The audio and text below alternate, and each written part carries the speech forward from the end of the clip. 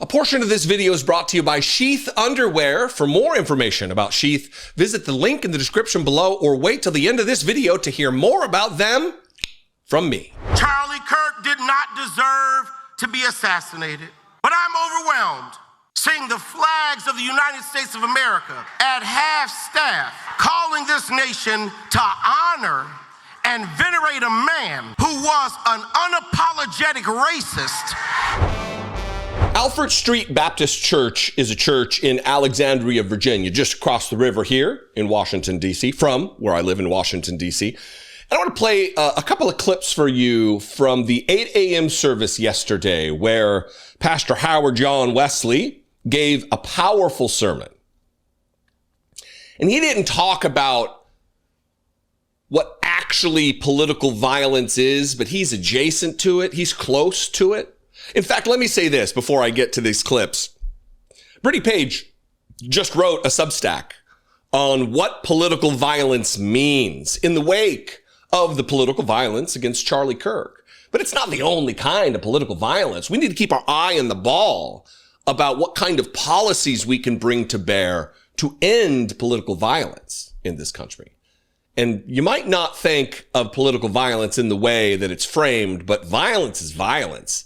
Negative outcomes, death as a result of policy, that is political violence on populations.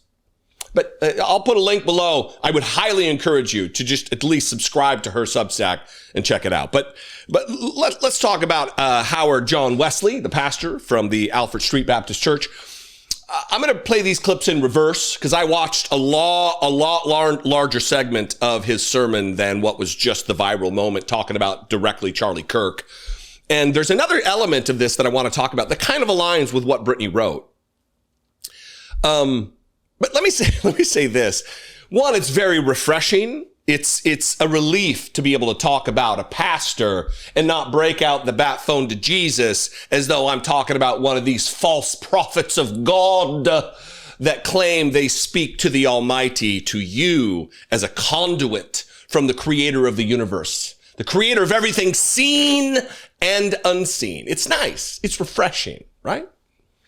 So here is Pastor Howard-John Wesley talking about the political assassination of Charlie Kirk, and that we're not celebrating it. He didn't deserve to die. We're not happy about it. But he's overwhelmed. It's kind of the theme here. Watch this viral moment, and then we'll talk about it on the other side. And I do not celebrate the killing of anyone. Charlie Kirk did not deserve to be assassinated. But I'm overwhelmed seeing the flags of the United States of America at half-staff calling this nation to honor and venerate a man who was an unapologetic racist and spent all of his life sowing seeds of division and hate into this land.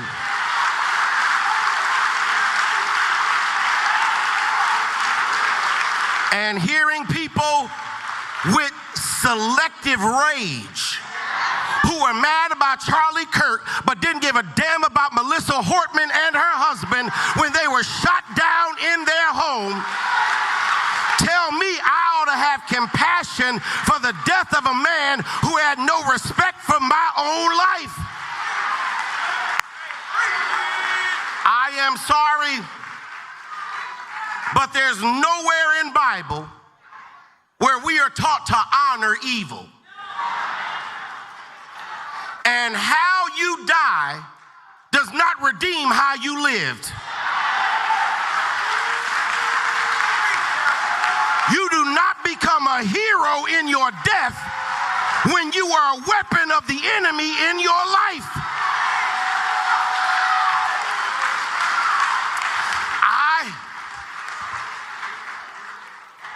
I can abhor the violence that took your life, but I don't have to celebrate how you chose to live.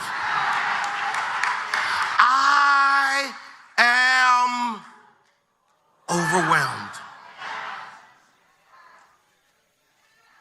Let me also say this. I'm not a church-going fella. I'm not a praying guy. I'm not a religious guy. Not anymore. But having grown up in Christian nationalist churches that talked about this being a Christian nation in an evangelical flavor of Christianity, if I was to ever go back to church, if I was to regain my faith, I think I'd be going to a black church.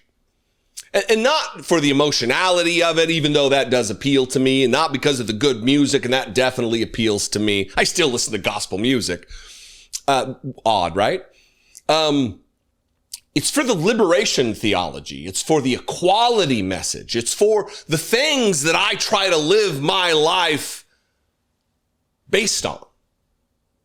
It's a message that white Christians who call themselves adherents to Donald Trump should maybe listen to. It's actually the words from the New Testament of Jesus Christ, the red letters in the New Testament about taking care of the sick and the infirmed, feeding the hungry, clothing the poor. It's a message that is Christ-like. This next clip actually came before the one that you just heard, but I didn't want people clicking off because it comes across a little sermon-y. It's not. I want you to stick around. Please stick around for this. But he's talking about being overwhelmed, and he really nails it about they want us to mourn Charlie Kirk and celebrate his life while they inflict upon us violence. He doesn't use the word, but it is, again, as Brittany so poignantly wrote, it is political violence. Again, watch Howard-John Wesley, the pastor of Alfred Street Baptist Church in Alexandria, Virginia. Beloved, I don't know about you, but I came to tell you today, I come to this sanctuary being overwhelmed. You know overwhelmed.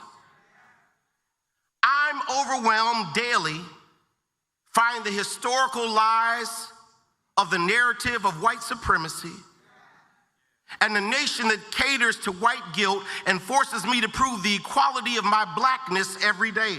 I am overwhelmed listening to the voices of those who think they have this singular right to define and determine who belongs in America and who is an American when it was my forefathers and my foremothers who built this land.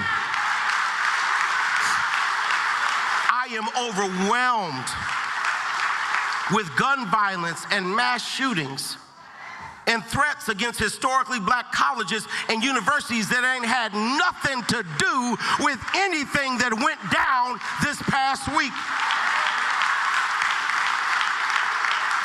I'm overwhelmed with the culture of division and violence that this administration fuels and fertilizes with an inability to show compassion for those who are in need.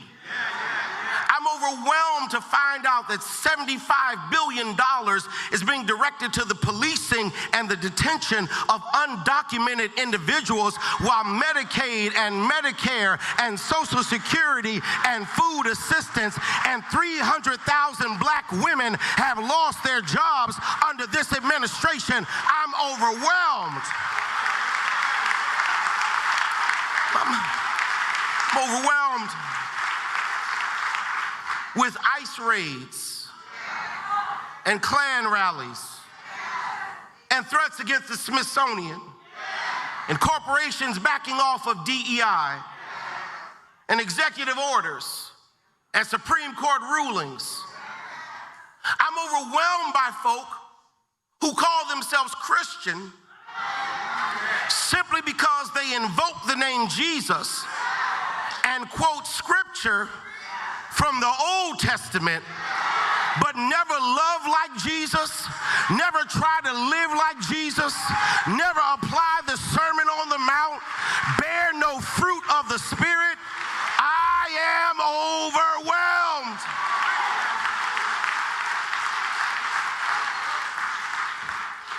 That is a message. Let's all put our little WWJD bracelets on. What would Jesus do? WWJS. What would Jesus say? And that's what Jesus would say. You can't take from the poor. Taking Medicaid. You can't take from the sick their Medicare and claim to be a Christian and claim that this is a Christian nation run on Judeo-Christian values when the values that Jesus talked about are the values you just heard from this pastor. And they command you, they order you to mourn sufficiently Charlie Kirk's life, as though it was a life well spent, as though the last words from his mouth were not racism about black people and gang violence. People are losing their jobs, we're going to get to. The Pentagon is hunting for members of the military who are not sufficiently mournful of Charlie Kirk. They're going to try to make this guy a martyr. They're going to try to make this guy a hero. Glenn Beck is already calling him a civil rights icon. These words are just fucking meaningless to conservatives. Civil rights icon. Anyway, I'll put a link to this entire sermon if you're of the religious persuasion and you want to check it out. Also, check out Brittany Page's Substack. I want to hear from you on this. Let's have a conversation in the comments wherever you're watching this video. You can also call the voicemail line and leave me a fewer than 3-minute voicemail, 714-576-4054. And of course, as always, you can email me daily at dollemore.com. I love and appreciate you very much. Please subscribe. It is free to subscribe. Click that subscribe button. Help me spread the truth on YouTube, on Facebook. Go find the Dollemore Daily on Facebook, and you can share videos natively there as well. Anyway, I love and appreciate you very much. I'll see you next time. Be genuine. Take care of one another. It is absolutely difficult to keep a cool head in this political climate, especially with the added aggravation of these overheated outdoor temperatures.